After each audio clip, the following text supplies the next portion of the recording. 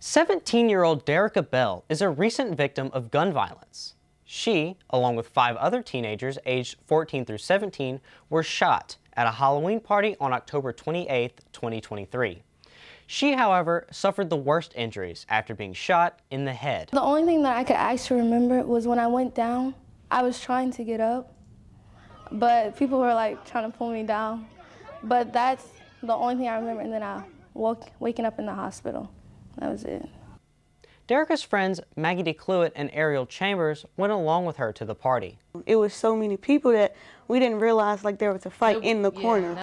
And that's when we heard bullets. We both ran different ways. It was a lot of shots, maybe like 13 in total maybe. We realized it was her and kind of we both just like fell and just dropped and like, cause seeing her like that and then like it was a lot.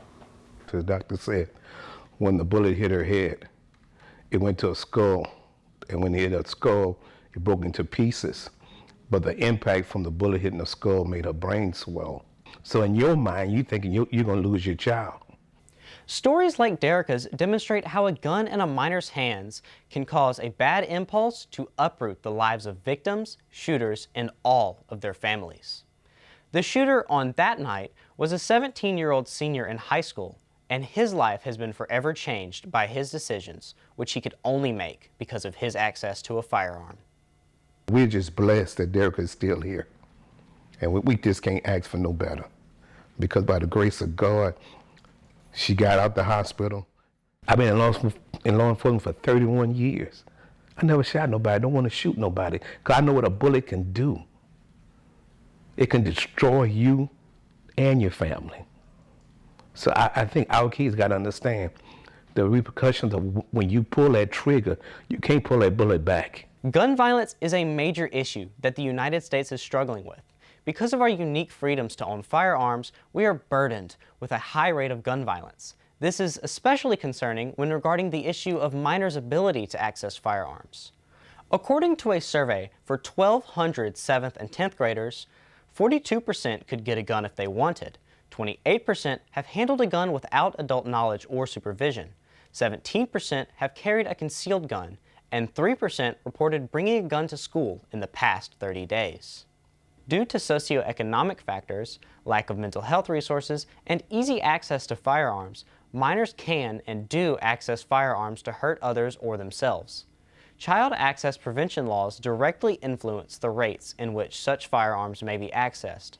According to the RAND Corporation, child access prevention laws may decrease violent crime, unintentional injuries, and deaths and suicides. We assumed everybody that we encounter today has a firearm. There's more guns available within our community, within every community. Safe storage practices, along with policies such as background checks, waiting periods, and minimum age requirements all further such areas as well.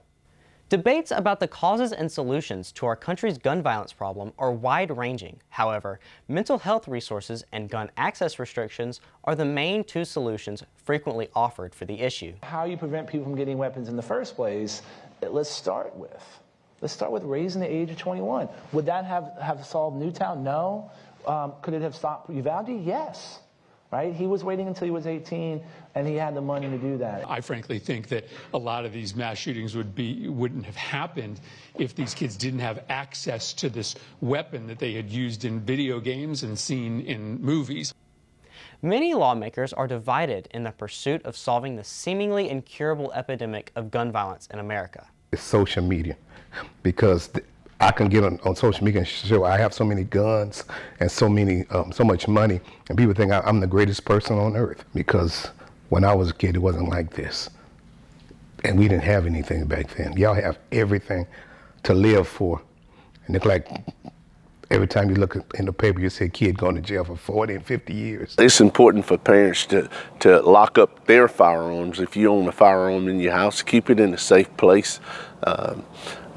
It's important to also know, who your children are hanging out with, your teenagers are hanging out with. You want to make sure that they're hanging out with good, solid people, kids that are going to make them better people, and not kids that's going to lead them down a stray path into violence. Over the last decade, on average, about 40,000 lives were lost to gun violence each year. I feel very blessed to be alive.